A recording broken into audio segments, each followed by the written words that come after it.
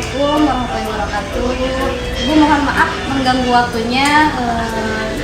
Pada kesempatan kali ini saya ingin wawancara Ibu sebagai salah satu tugas ya Bu ya dari pendidikan kita, di mana sekarang saya sedang materinya tentang dilema etika.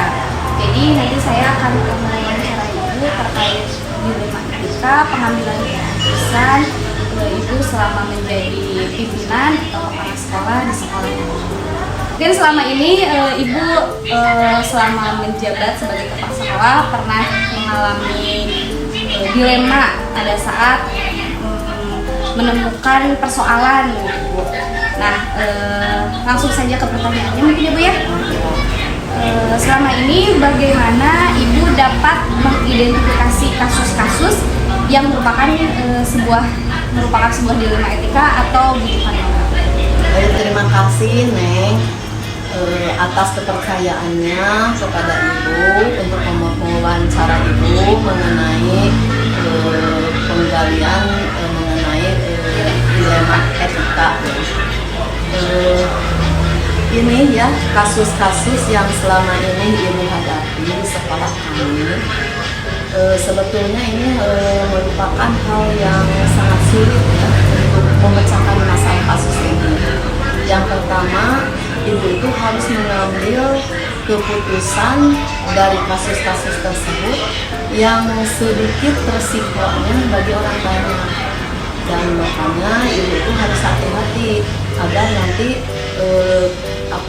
hasil pemecahan kasus yang Ibu dapati itu atau Ibu selesaikan harus yang resikonya itu manfaatnya banyak bagi orang-orang banyak. Oleh karena itu Ibu sebelum menyelesaikan kasus terlebih dahulu Ibu harus menggali dulu informasi itu dari berbagai pihak yang sesuai atau yang terkait dengan kasus tersebut.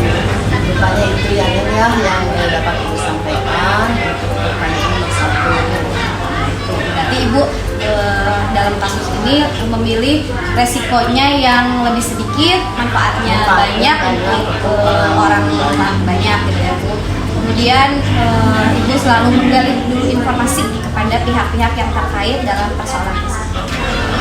Baik Ibu, sekarang pertanyaan selanjutnya, selama ini bagaimana Ibu menjalankan pengambilan keputusan di sekolah Ibu, terutama untuk kasus-kasus di mana ada dua kepentingan yang sama-sama benar Bu, atau sama-sama mengandung nilai kebajikan?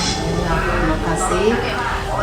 Pada saat pengambilan keputusan tentu saja saya sebagai kepala sekolah tidak melakukan sendiri, apalagi kalau kasusnya itu sangat berat. Ibu selalu mengadakan musyawarah dulu. Pertama ya dengan rekan kerja saya yaitu sebagai guru.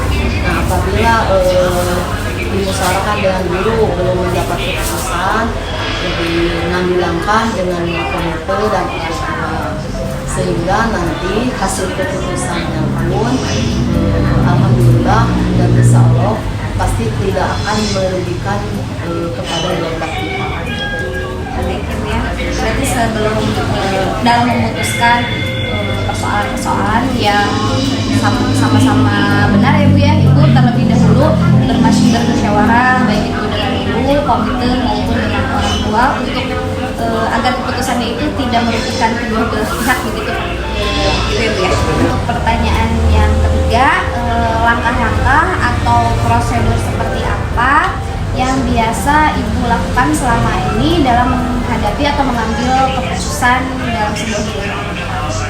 Terima kasih Neng. Yang pertama, langkah-langkah atau prosedur yang saya ambil, pertama mencari tahu fakta-fakta yang terjadi, mengapa kasus ini sampai bisa terjadi. Nah setelah itu apa konsekuensinya apabila kasus ini dibiarkan.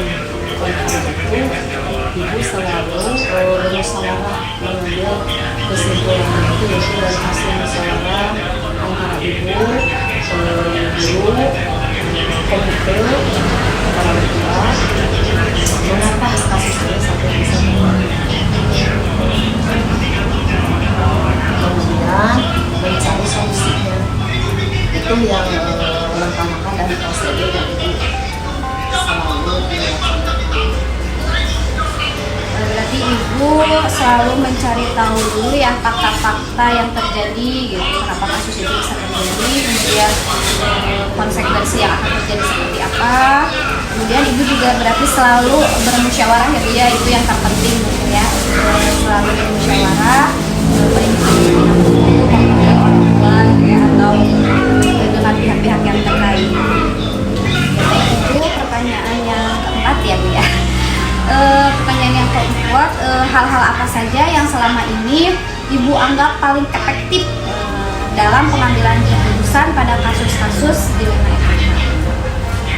Sebagaimana ibu katakan tadi, jadi setiap ada kasus itu ibu selalu bermusyawarah, karena dengan musyawarah itu biasanya pengambilan keputusan itu lebih baik.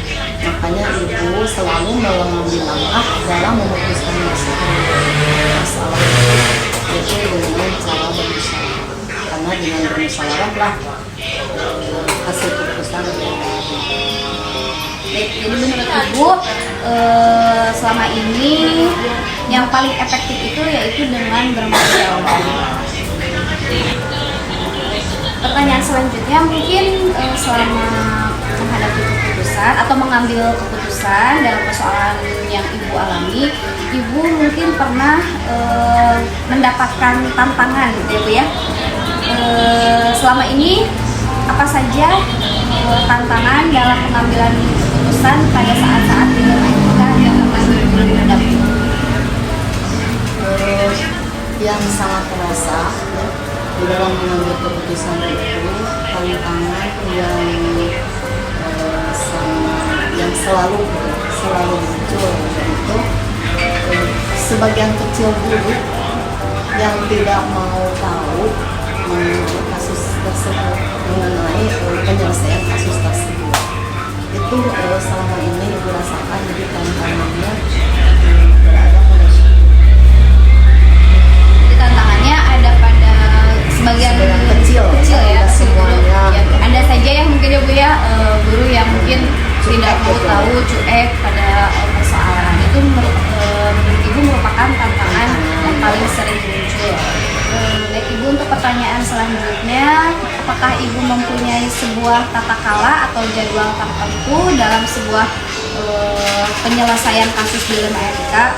Kemudian apakah ibu langsung menyelesaikan persoalan ibu di tempat, kemudian atau memiliki sebuah jadwal untuk menyelesaikannya, misalkan bentuk atau prosedurnya seperti apa yang ibu lakukan? Ini kasus ya, kadang-kadang muncul itu secara tiba-tiba. Kalau dijadwalkan berarti kasus itu harus sudah ada. Oleh karena itu, ibu biasanya dalam menyelesaikan kasus itu ada yang dijadwalkan, ada yang tidak. Kalau kasusnya itu ringan, biasanya diselesaikan dalam waktu itu juga selesai. Tapi kalau kasusnya agak berat, tentu ibu harus menjadwalkannya, mencari waktu yang tepat. Setelah ibu sebelum mencari waktu yang tepat itu pasti ibu harus mencari dulu atau menelusuri dulu atau mencari tahu dulu kasus ini datangnya dari mana atau harus bagaimana ibu mencari keputusan. Nah setelah terkuasai, setelah ternyata ini penyelesaiannya harus begini, baru ibu selesaikan setelah beberapa hari dijadwalkan, sehingga keputusannya pun dan alhamdulillah sesuai dengan apa yang diharapkan. Itu jadi selama ini Ibu tidak ada jadwal khusus ya Bu ya untuk ini, jadi dilihat dulu dari kasusnya, apakah kasusnya itu ringan atau berat. Baik, terima kasih. Pertanyaan selanjutnya, selama ini dalam menyelesaikan persoalan yang Ibu hadapi, apakah ada seseorang atau faktor-faktor yang selama ini mempermudah atau membantu Ibu dalam pengambilan keputusan menghadapi dilema etika? Ya, tentu ada, karena masalah itu tidak selamanya ringan. Masalah yang ringan, kalau saya siap untuk menyelesaikannya, mungkin tidak membutuhkan bantuan. Tapi kalau masalahnya berat, tentu saja Ibu selalu meminta bantuan kepada orang-orang yang tepat. Di antaranya orang-orang yang tepat itu yaitu pertama dengan guru. Kalau misalnya guru memberikan solusinya agak mudah, itu agak kurang tepat, guru lari ke komite, kemudian diambil lagi dari komite apa itu solusinya. Setelah itu yang lebih tepatnya lagi yaitu Ibu mencari solusi ke penghasilan, karena dengan adanya bantuan-bantuan mereka sehingga musyawarah dapat terselesaikan dengan baik. Jadi Ibu dalam pengambilan keputusan meminta bantuan kepada guru, kemudian kepada komite dan pengawas Dina Ibu ya, tidak memutuskan langsung sendiri Ibu ya. Baik Ibu, pertanyaan yang terakhir mungkin ya, dari semua yang tadi telah disampaikan, kira-kira pembelajaran apa yang dapat Ibu petik dari pengalaman Ibu dalam pengambilan keputusan dilema etika?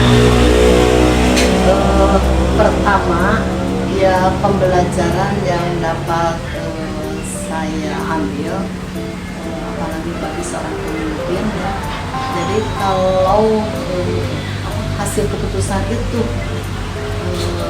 dimusyawarahkan, pasti hasilnya itu dapat dipertanggungjawabkan dan akan bermanfaat bagi orang lain. Itu pelajaran yang dapat saya ambil. Jadi yang pertama, diulang ya, bahwa apabila hasil keputusan itu dilakukan dengan cara bermusyawarah, itu insya Allah akan dapat dipertanggungjawabkan dan hasilnya pun akan bermanfaat bagi orang lain. Gimana itu? Terima kasih. Berarti menurut Ibu yang paling penting itu tetap musyawarah Ibu ya.